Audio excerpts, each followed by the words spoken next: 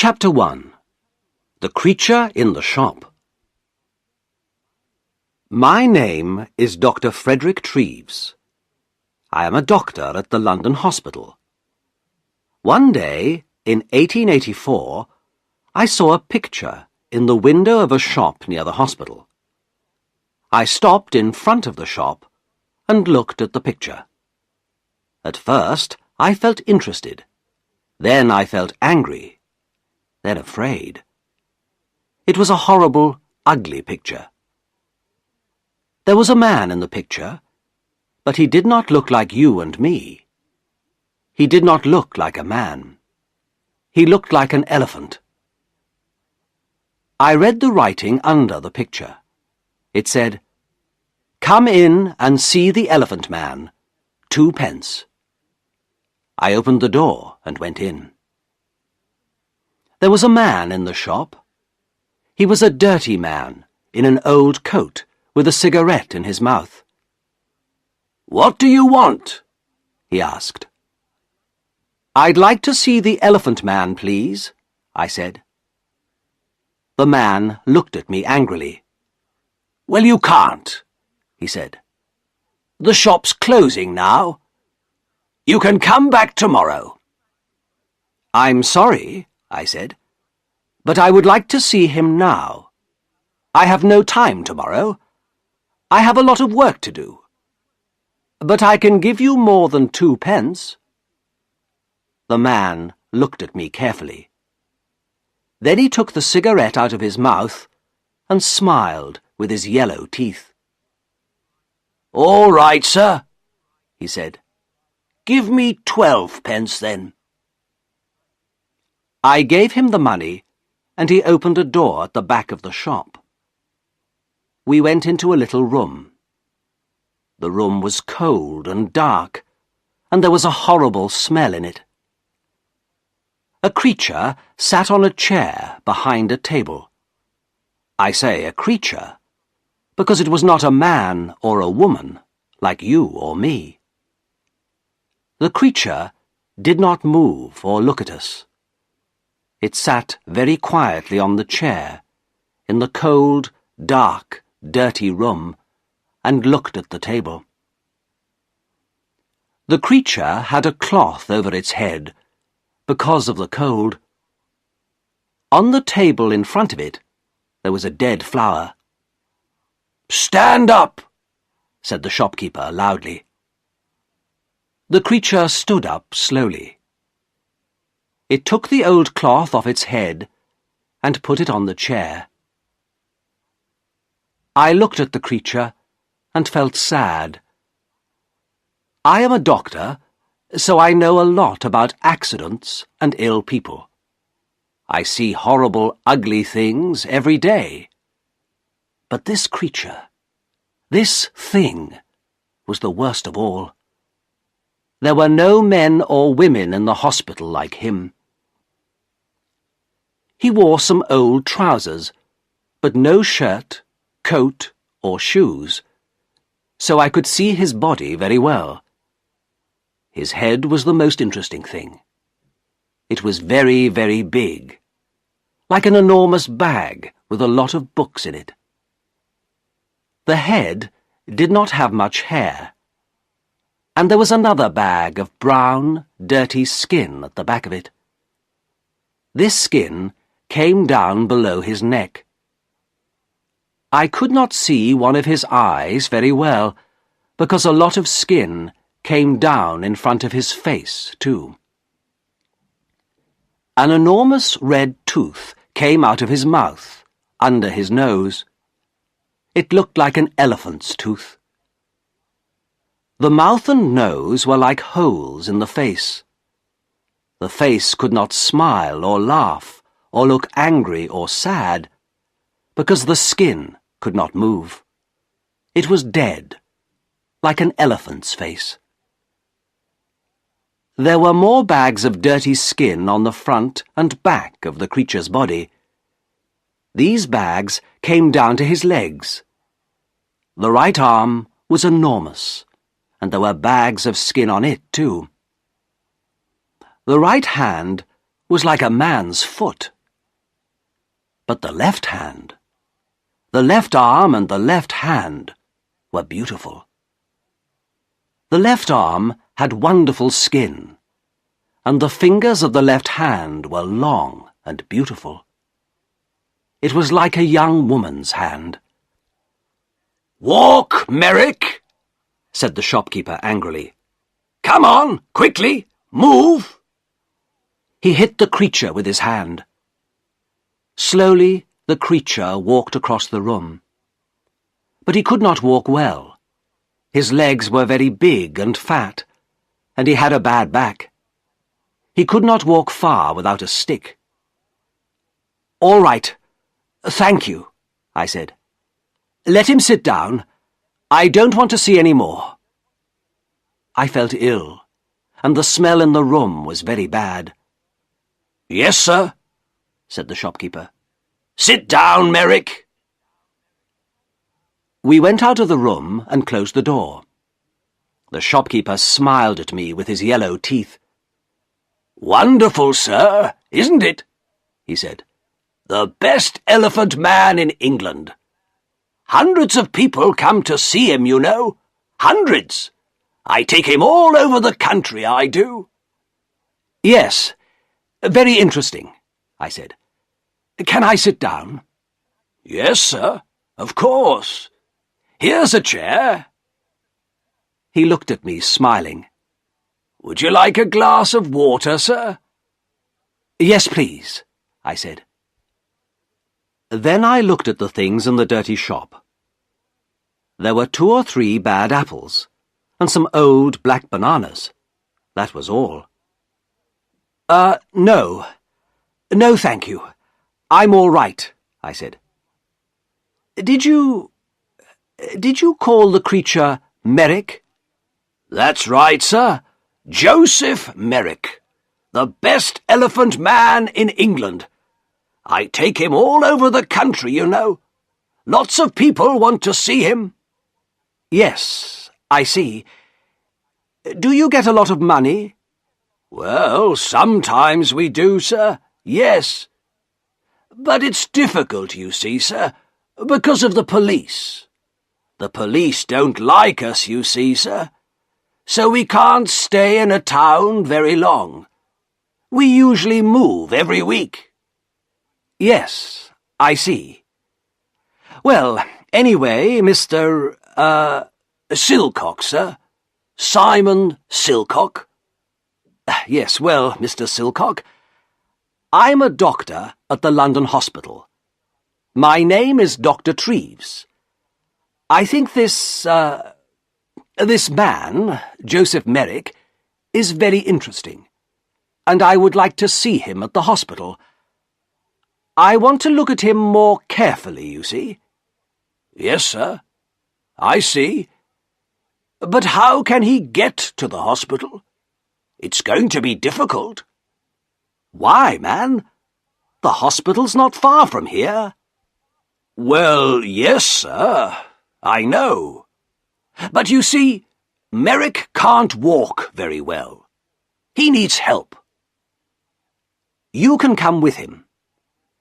"Do you want more money? Is that it?" "Well, yes, sir, I do. But you see, people are afraid of him, too.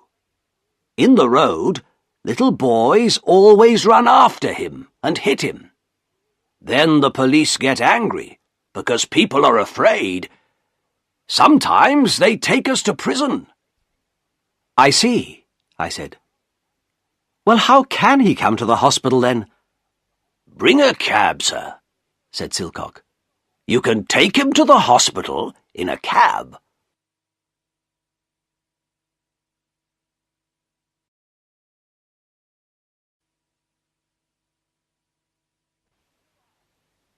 Chapter 2. The Card. So next day, at 7 o'clock, I came to the shop in a cab. There were not very many people in the road, because it was early in the morning. In November, it is dark at 7 o'clock in the morning, and I could not see the shop very well. I waited 5 minutes. A postman walked past. Then the door of the shop opened, and the creature, Merrick, came out. I could not see his face or his body. He had an enormous black hat on his head, like a big box. A grey cloth came down from the hat in front of his face. There was a hole in the cloth in front of his eyes. He could see out of the hole, but I could not see in. He wore a long black coat, too.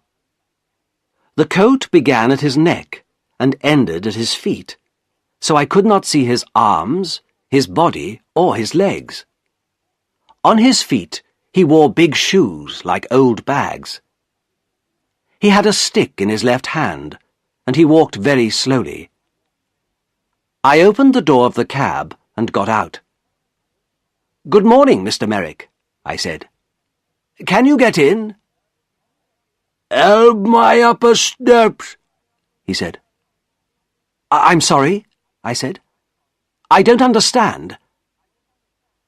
For a minute, he stood by the door of the cab and said nothing. Then he hit the cab with his stick. "Steps," he said loudly. "Help me up the steps." Then I understood. There were 3 steps up into the cab, and he could not get up them. "Yes, I see. I'm sorry," I said. "Let me help you." I took his left hand and began to help him. My right hand was behind his back. I felt very strange. His left hand was like a young woman's, but his back, under the coat, was horrible.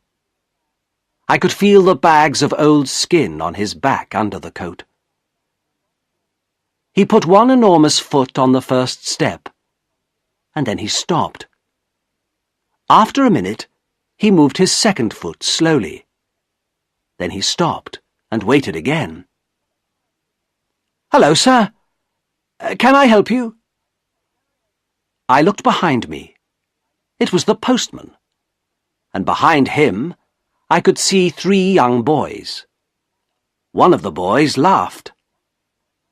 The postman smiled. "Is the gentleman ill?" he asked. I thought quickly. "Yes, but this is a lady, not a gentleman. I'm a doctor, and she's ill. Take her hand so I can help her better." The postman took Merrick's left hand, and I helped him with 2 hands from behind. Slowly, very slowly, Merrick went up the steps and into the cab. One boy was very near the cab. He called to his friends. "Come and see this, boys! A fat lady in a black coat! And look at that enormous hat!" The boys laughed. They were very near the cab too now. I closed the door quickly. "Thank you," I said to the postman. "That's all right, sir," he said.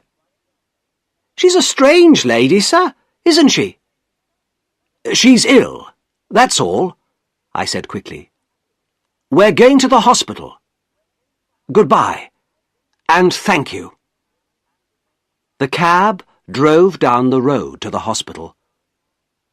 I looked at Merrick. "That was difficult, wasn't it?" I said. At first he said nothing, but then he spoke.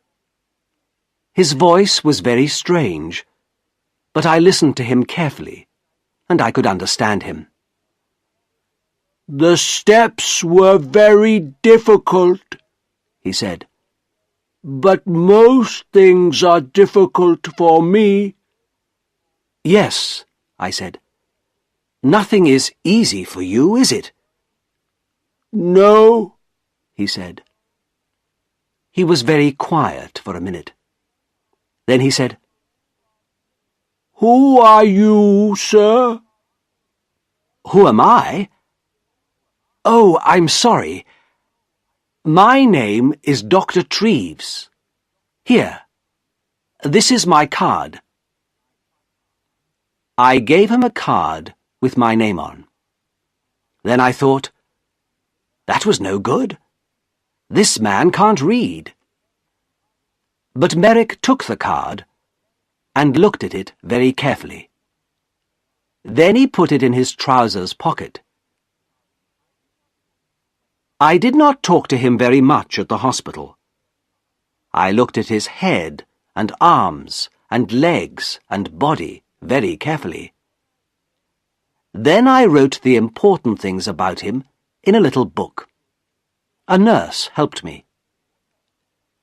Merrick looked at her sometimes, but she did not smile at him or talk to him. I think she was afraid of him. I think Merrick was afraid too, because he was very quiet. At 4 o'clock, I took him back to the shop in a cab. The next day, I looked in the shop window again, but the picture was not there.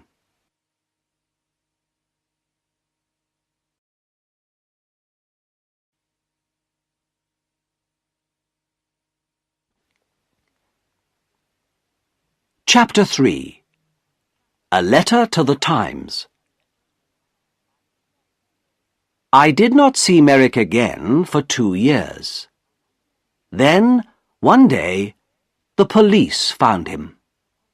He had my card in his hand, so they brought him to the London hospital. He was very tired, hungry, and dirty, so I put him to bed in a quiet little room. But he could not stay at the hospital. He was not ill, and of course the beds in the hospital are for ill people. We have no beds for hungry people or ugly people. I told the hospital chairman, Mr. Carr Gom, about Merrick. He listened carefully. And then he wrote a letter to the editor of the Times newspaper. From the Times, December the 4th, 1886. A letter to the editor. Dear Sir, I am writing to you about a man in our hospital. He needs your help. His name is Joseph Merrick, and he is 27 years old. He is not ill, but he cannot go out of the hospital because he is very, very ugly. Nobody likes to look at him, and some people are afraid of him. We call him the Elephant Man. 2 years ago, Merrick lived in a shop near the London hospital. For 2 pence, people could see him and laugh at him. One day, Dr. Frederick Treves, a hospital doctor, saw Merrick, brought him to this hospital, and looked at him carefully. Dr. Treves could not help Merrick, but he gave him his card. Then the shopkeeper, Silcock, took Merrick to Belgium. A lot of people in Belgium wanted to see him, and so after a year, Merrick had £50. But then Silcock took Merrick's £50, left Merrick in Belgium, and went back to London. Merrick came back to London by himself.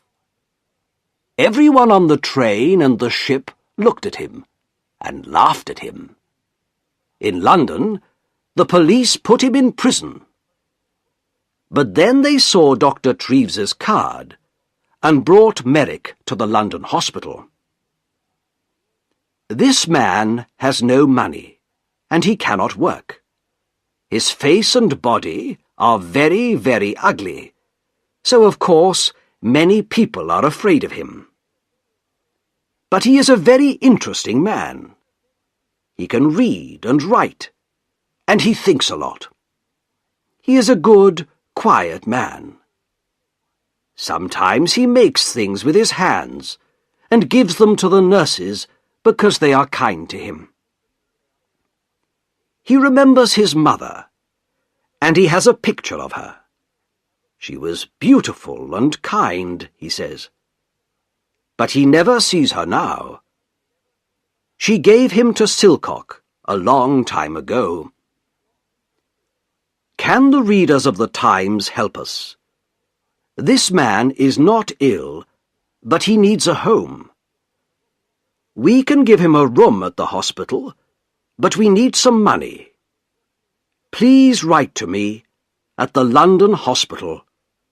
Yours faithfully, F.C. Cargom, Chairman of the London Hospital. The readers of the Times are very kind people. They gave us a lot of money. After 1 week, we had £50,000, so Merrick could live in the hospital for all his life. We could give him a home.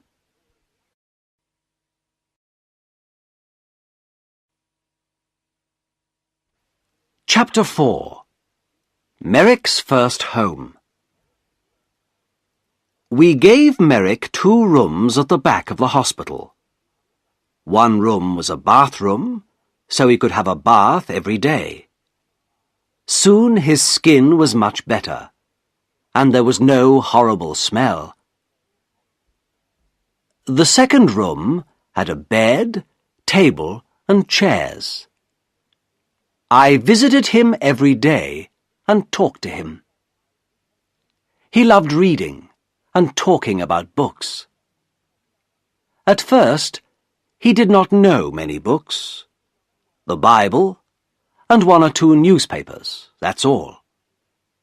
But I gave him some books of love stories, and he liked them very much. He read them again and again, and talked about them often. For him, the men and women in these books were alive, like you and me. He was very happy.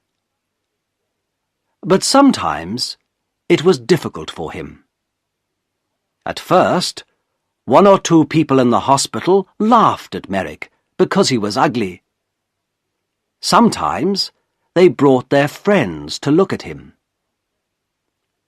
One day, a new nurse came to the hospital, and nobody told her about Merrick. She took his food to his room and opened the door. Then she saw him. She screamed, dropped the food on the floor, and ran out of the room. I was very angry with the nurse and went to see Merrick. He was not happy about it, but he was not very angry. I think he felt sorry for the girl. People don't like looking at me. I know that, Dr. Treves, he said. They usually laugh or scream. Well, I don't want nurses to laugh at you, Joseph, I said angrily. I want them to help you. Thank you, Doctor, he said, in his strange, slow voice. But it's not important. Everyone laughs at me. I understand that. I looked at him sadly. In his one good hand, his left hand, he had the little picture of his mother. He looked at the picture for a minute, and then put it by a flower on the table. A tear ran out of his eye and down the skin of his enormous, ugly face. Dr. Treves, he said slowly, you and the nurses are very kind, and I'm very happy here. Thank you very much. But I know I can't stay here long. And I would like to live in a lighthouse after the hospital, please. A lighthouse or a home for blind people. I think those are the best places for me. What do you mean? I asked. Why? He did not look at me. He put the flower on the picture and looked at it carefully. Lighthouses have sea all round them, don't they? He said. Nobody could look at me in a lighthouse, so I would be happy there. And blind people can see nothing, so they couldn't see me, could they? But Joseph, I said, this is your home. You live here now. You aren't going to leave the hospital. Not today, perhaps, he said, but soon. You are a kind man, Dr. Treves, but I can't stay here very long. I have no money. I smiled. Joseph, I said, this is your home now. Don't you understand? You can stay here all your life. Very carefully, I told him about the letter to the Times and the money. I don't think he understood at first, so I told him again. He was very quiet for a minute. Then he stood up and walked up and down the room very quickly. A strange sound came from him, like laughing.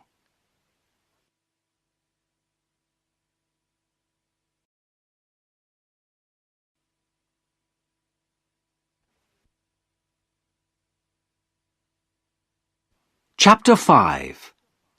An Important Visitor. I did not want Merrick to live by himself, like a man in a lighthouse. He read his books and talked to me, but I wanted him to talk to more people, and I wanted him to talk to women. Merrick read about women in his books, but he did not often talk to women. He met the nurses every day, but they did not talk to him very much. For them, he was always a creature, not a man. One day, one of my friends, a beautiful young woman, came to the hospital. I told her about Merrick and took her to his room. She opened the door and smiled at him. "Good morning, Mr. Merrick," she said. Then she shook his hand. Merrick looked at her for a minute, with his mouth open. Then he sat down on his bed, with his head in his hand, and cried. He cried for nearly 5 minutes. The tears ran down his face, between his fingers, and onto the floor. My friend sat on the bed beside him and put her hand on his arm. She said nothing, but she smiled at him and shook his hand again before she left. "Dr. Treves," he said to me that night. "That lady was wonderful. My mother smiled at me once, many years ago, but no women smile at me now. But this lady smiled at me too, and she shook my hand. A beautiful lady smiled at me and shook my hand." My young lady friend came again the next week and talked to Merrick for half an hour. The week after that, she came again with a friend. They gave him some books and had a cup of tea with him. It was wonderful for him. For the first time in his life, he had some friends. He was a very happy man. He sat in his room and read his books and said no more about living on a lighthouse. People began to read about Merrick in the newspapers, so he had a lot of visitors. Everybody wanted to see him. A lot of important ladies and gentlemen visited him. They smiled at him, shook his hand, and gave him books. Merrick liked talking to these people, and he began to forget about his ugly body. His visitors never laughed at him.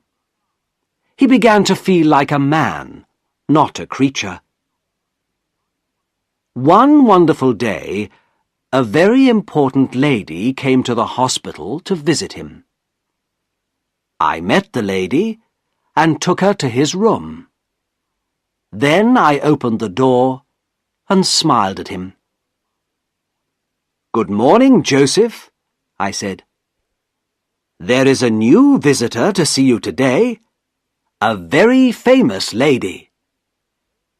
Merrick stood up beside his table. He did not smile, because his face could not smile, but his eyes looked happy. "That's good," he said. "Who is it?" I moved away from the door, and the visitor walked in. "Your Majesty, this is Joseph Merrick," I said. "Joseph, this is Her Majesty, Queen Alexandra, the Queen of England." Queen Alexandra smiled at him. "How do you do, Mr. Merrick?" she said. "I'm very pleased to meet you." Then she shook his hand. Merrick did not move. For nearly half a minute he stood and looked at her with his mouth open. Then he spoke in his strange, slow voice. How do you do, Your Majesty?" he said. But I don't think the Queen understood him, because he tried to get down on his knees at the same time. It was very difficult for him, because of his enormous legs. "No, please, Mr. Merrick. Do get up," said the Queen. "I would like to talk to you. Can we sit at your table?" Yes, of course," he said. They sat at the table. She took his left hand, the good hand, in hers. She looked at the hand carefully, and then smiled at Merrick again. "I often read about you in the newspapers," she said. "You are a very interesting man, Mr. Merrick. You have a very difficult life, but people say you're happy. Is it true? Are you happy now?" "Oh, yes, Your Majesty. Yes," said Merrick. "I'm a very happy man. I have a home here now, and friends, and my books. I'm happy every hour of the day." "What a wonderful story," she said. "I'm very pleased to hear it. Now, tell me about your reading. I see you have a lot of books here." "Oh, yes, Your Majesty. I love my books," said Merrick. and for nearly half an hour they sat and talked about books.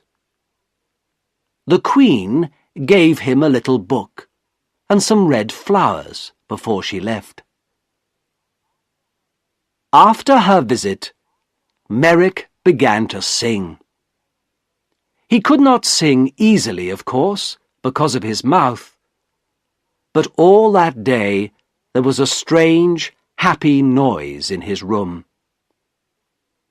He looked at the flowers carefully and put them on his table. He had many visits from the Queen, and at Christmas she sent him a Christmas card.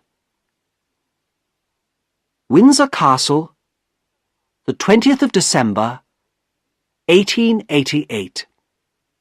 Dear Joseph, here is a small Christmas present for you. I think it looks like me, doesn't it? I do like visiting you very much, and I am going to come to the hospital again in the new year. Happy Christmas, your friend, Alexandra. The present was a picture of Queen Alexandra with her name on it. Merrick cried over it and put it carefully by the bed in his room. Then he sat down and wrote a letter to the Queen. It was the first letter of his life. The London Hospital, 23rd of December, 1888. My dear Queen, thank you very, very much for your wonderful card and the beautiful picture. It is the best thing in my room, the very best, the most beautiful thing I have. This is the first Christmas in my life, and my first Christmas present. Perhaps I had a Christmas with my mother once, but I do not remember it. I have my mother's picture too, and she is beautiful, like you. But now I know many famous ladies and kind people, like Dr. Treves, and I am a very happy man. I am happy too, because I am going to see you in the new year. Happy Christmas to you, my dear friend. With all my love, Joseph Merrick.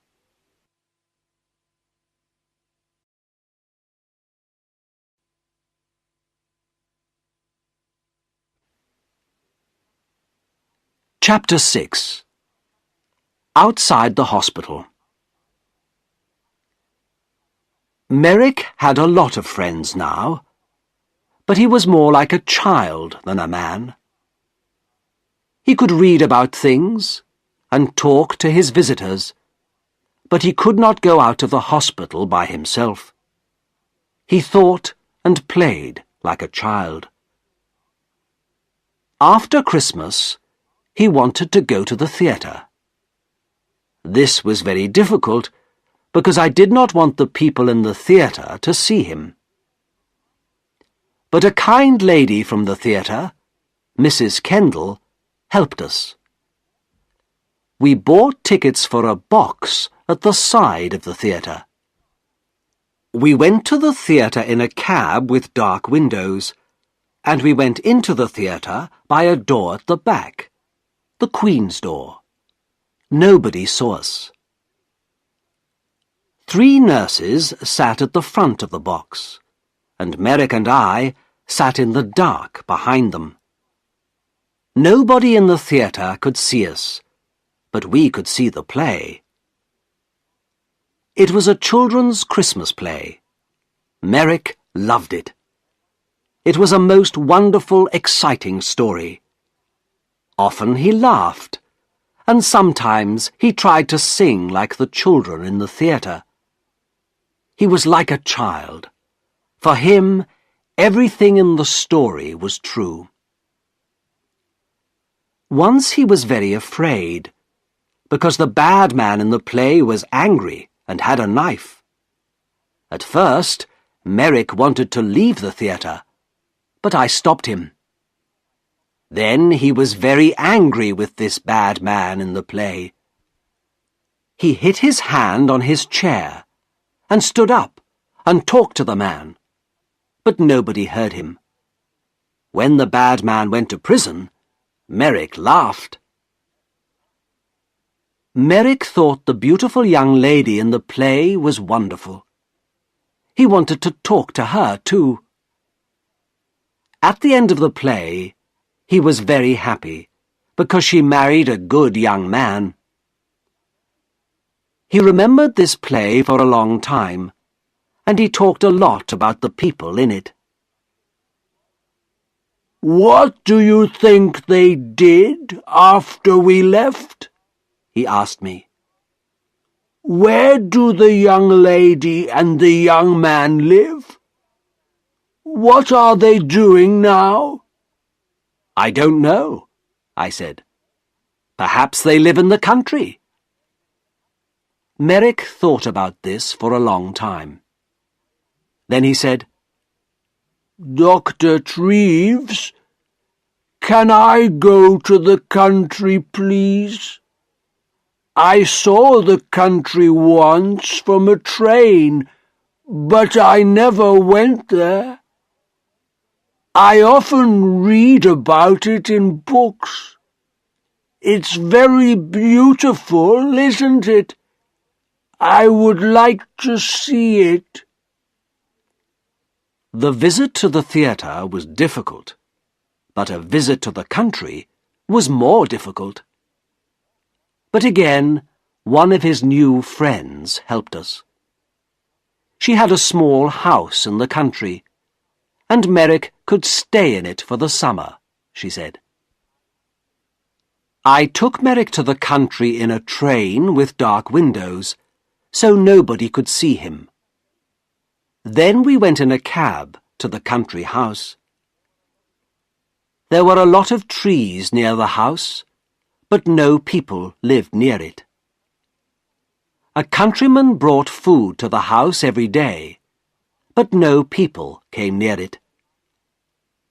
I stayed with him that night. At night, it was very dark and quiet.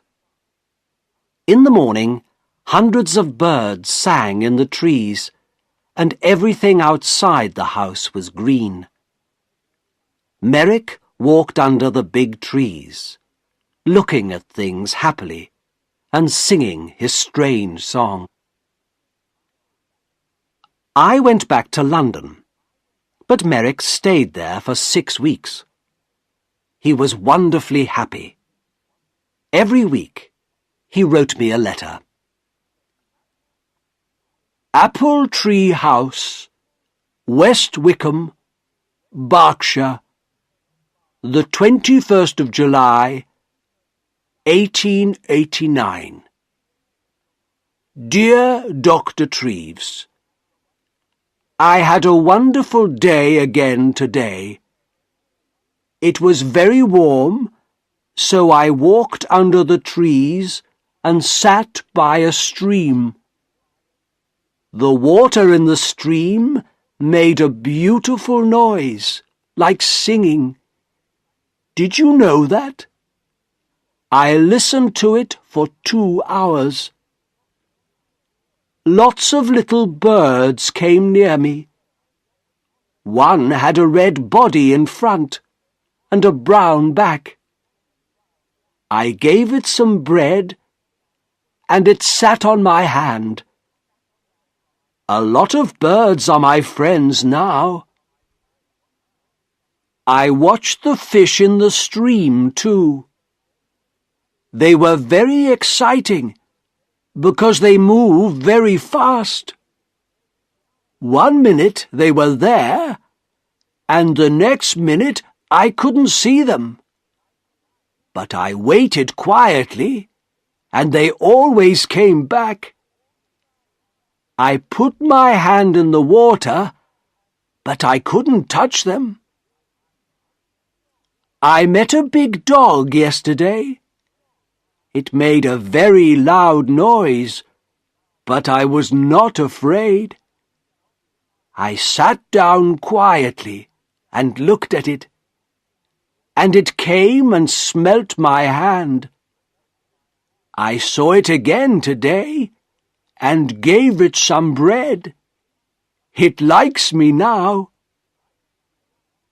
I am going to put some flowers from the country in this letter. There are hundreds of flowers here. Did you know that? I like the little blue ones best, but they are all beautiful. I have lots of them in my room. I give them water every morning. Little flowers are very thirsty, you know. I am very happy here, Doctor, but I want to see you again soon, too. With love from your friend, Joseph Merrick. At the end of the summer, he came back to London. He was very well, and his skin looked much better. He talked about the country a lot, but he was happy to see his friends and his books again, too.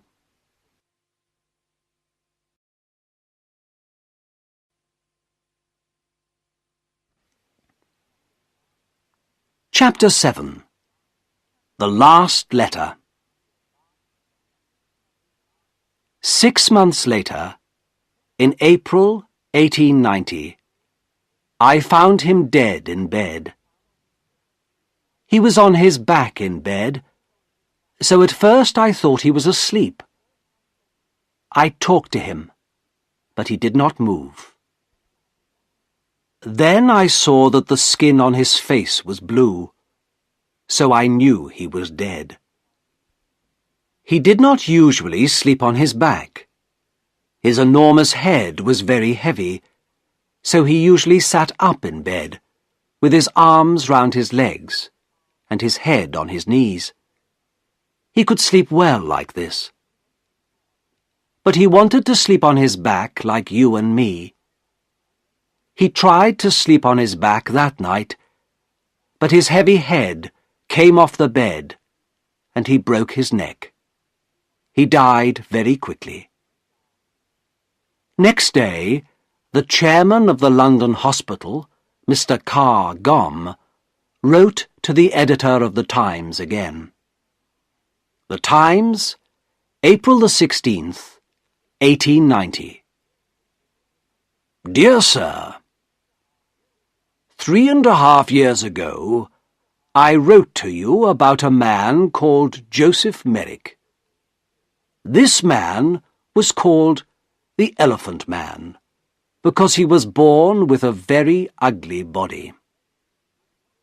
Merrick was not ill, but he could not work, and he had no money. The readers of the Times felt sorry for him, and they gave me a lot of money for Merrick. Because of this money, we could give Merrick a home in the London hospital. It was his first good home, and for 3.5 years he lived here happily. The doctors and nurses of the hospital helped him, and many important people visited him. He read many books. He went to the theatre, and in the summer he stayed in the country for 6 weeks. Because of your readers' money, we could give him a happy life. Last night, Joseph Merrick died quietly in his bed. He was a man with a very ugly body, but he was a good, kind man, and he had a lot of friends. We like to talk to him, and we are all very sorry because he is dead. A lot of people are going to remember him for a long time. There is some money left, so I am going to give it to the hospital. Thank you, sir, for your help. Yours faithfully, F. C. Cargom, Chairman of the London Hospital.